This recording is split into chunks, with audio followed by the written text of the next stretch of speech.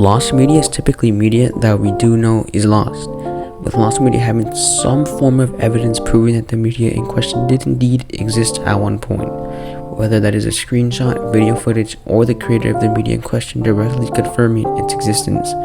However, there are some pieces of lost media so mysterious that their own existence is debated.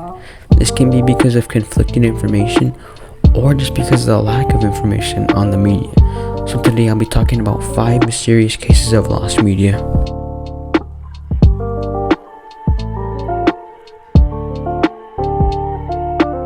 Ren and Stimpy is an animated show that was created by Nickelodeon that first aired in August of 1991. It is rumored that famous musician Kurt Cobain had created a song for the show. The rumor states that Cobain went to Spumco Animation Studio and had brought a song that he made for the studio to be shown to Ren and Stimpy, but the creator of Ren and Stimpy had disliked the song and had tossed it in the trash. This rumor started after Stimpy voice actor Billy West had said the rumor during a podcast, with this podcast being the only proof of the song's existence. It's very doubtful that the song did ever exist due to the fact that there is no proof besides this claim by Billy West, and even the creator of Ren and Stimpy himself had denied any knowledge of the Kurt Cobain song. However, there is one photograph of Kurt Cobain with a plushie of Ren, which at the very least confirms that Cobain was a fan of the show. In the end, West probably just made up the rumor as a joke for the podcast.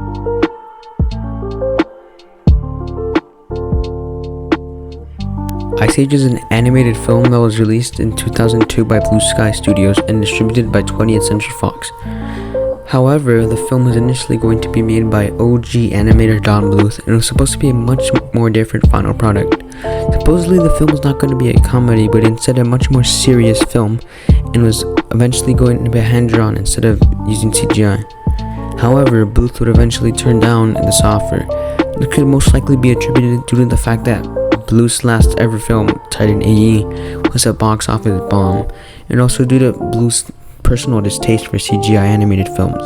The main sources proving that Bluth ever did touch Ice Age are mostly just trivia pages like the IMDb page, TV Tropes page, and the Wikipedia article. Besides that, there is no direct confirmation that Bluth did make any assets for the film, or let alone ever touched the film, meaning that we'll never know how much of the film Bluth did make, if he did even work on the film at all.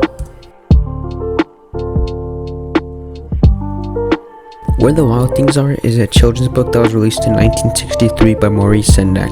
The book would get a film adaptation in 2009 directed by Spike Jonze. However, before this adaptation, there were multiple attempts to adapt the book to the silver screen. One in the early 80s was supposed to be made by Disney and would have been made by later Pixar founder John Lasseter.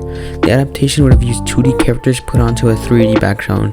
An actual animation test that was created for the film can be easily found online, but nothing further happened with this adaptation.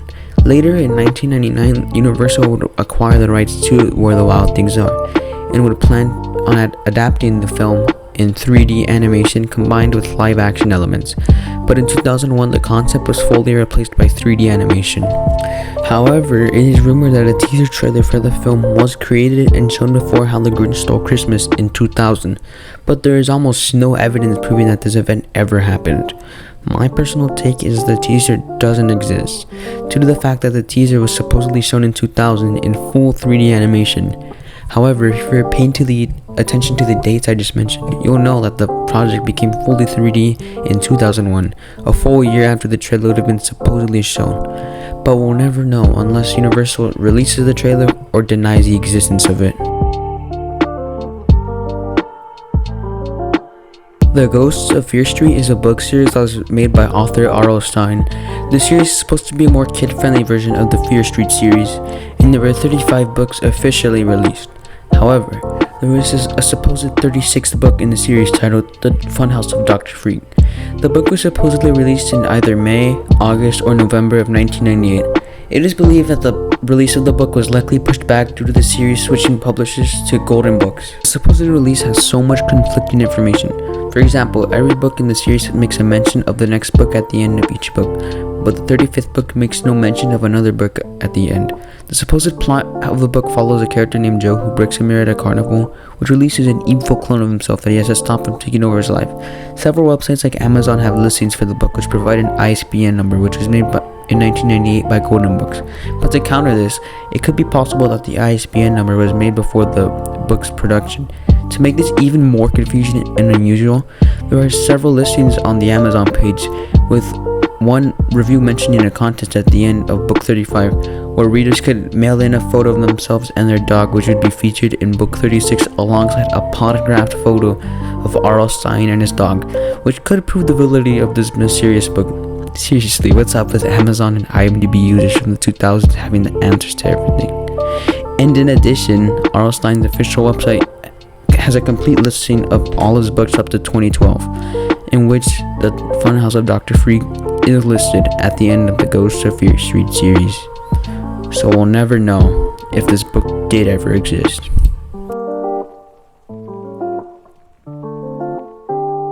Wolfman Zap is the animatronic mascot for the restaurant Zap's Bar and Grill. Wolfman Zap was predominant in the early to mid 80s, and animatronics at the time would often be accompanied by show tapes.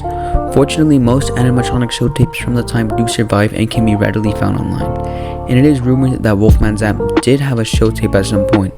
However, Zap does not have the luck that other animatronics have, because Wolfman Zap and Zap's Bar are so obscure that barely any information of the mysterious restaurant and animatronic are online. Our main source of information is from the creator of the restaurant and animatronic, Nolan Bushnell, the founder of Atari. All we know is that there are 5 establishments in the states of Florida, California, Texas, Nevada, and Colorado, but it is unknown if Zap is in all of the restaurants or just a select few. Unfortunately, Wolfman Zap would fall into obscurity alongside his mysterious, almost mythical show tape. But on July 22nd, 2015, a discovery would be made by members of the Retro Pizza Forum, who had found an image on Instagram which had showed a mysterious animatronic that they had believed to be Zap.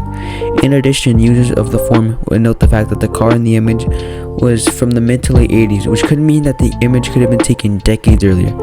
But that would be the last development made about Zap, which begs the question, what happened to Zap? What happened to the show tape? Did the show tapes even exist at all? Did Zap ever exist at all? Only 2 individuals may know the whereabouts of this mythical animatronic and his almost mysterious show tape: Nolan Bushnell and maybe even God himself.